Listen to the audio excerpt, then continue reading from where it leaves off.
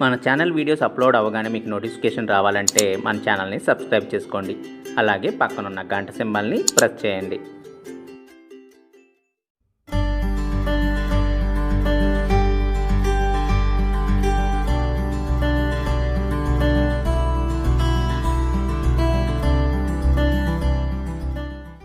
Hi అండి, ఎలా ఉన్నారు? అందరూ బాగున్నారా?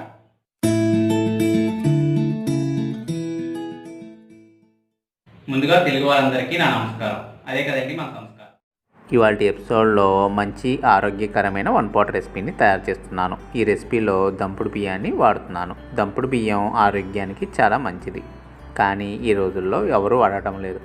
ఈ రెసిపీని వీక్లో ఒకసారైనా ట్రై చేస్తే హెల్తీగా ఉంటారు. మరి లేట్ చేయకుండా ప్రాసెస్ ఎలాగో చూద్దామా?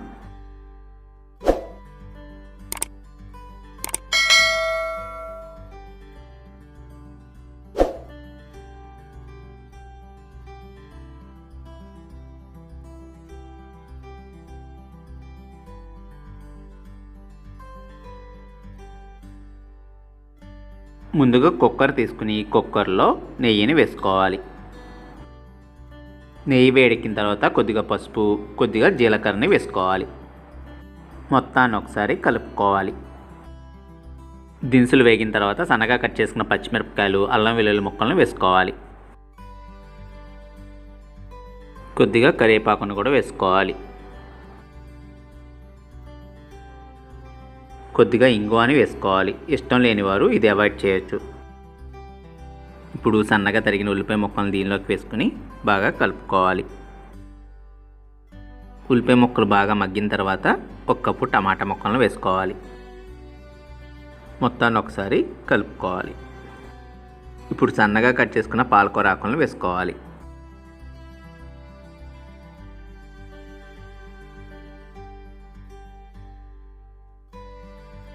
రుచికి సరిపడినంత ఉప్పును వేసుకోవాలి.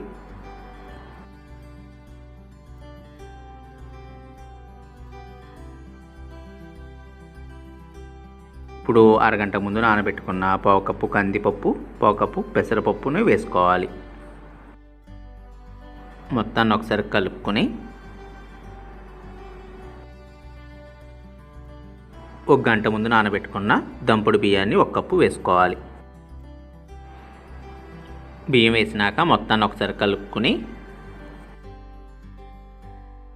2.5 కప్పులు నీళ్ళని దీనిలోకి పోసుకోవాలి.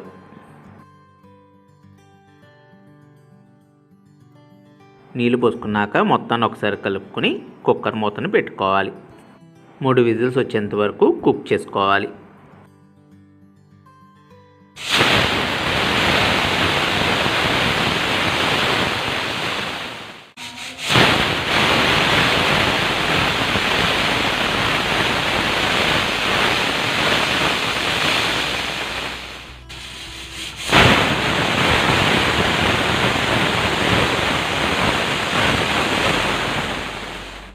మొత్తం ప్రెషర్ అంతా పోయిన తర్వాత మూత తీసుకుని సర్వింగ్ ప్లేట్లోకి ట్రాన్స్ఫర్ చేసుకుంటే హెల్తీ 1 pot రైస్ పూర్తయినట్లే. చూసారు కదండి ఎంత సింపుల్గా ఈ రెసిపీని తయారు చేసుకోవచ్చో. మీరు కూడా ట్రై చేసి మీ వాల్యుబుల్ ఫీడ్బ్యాక్స్ని నా కామెంట్స్ రూపంలో తెలపండి.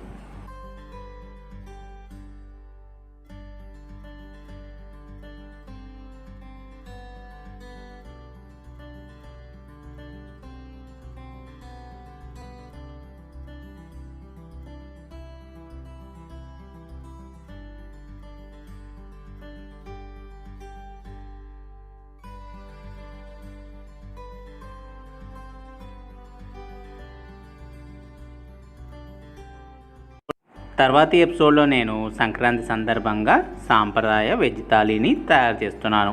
మిస్ కాకుండా చూడండి. అలాగే మన వీడియోస్ అప్లోడ్ చేయగానే మీరు చూడాలంటే చెఫ్ శివనాగ్ రెసిపీస్ని సబ్స్క్రైబ్ చేసుకోండి. పక్కనున్న గంట సింబల్ని ప్రెస్ చేయండి.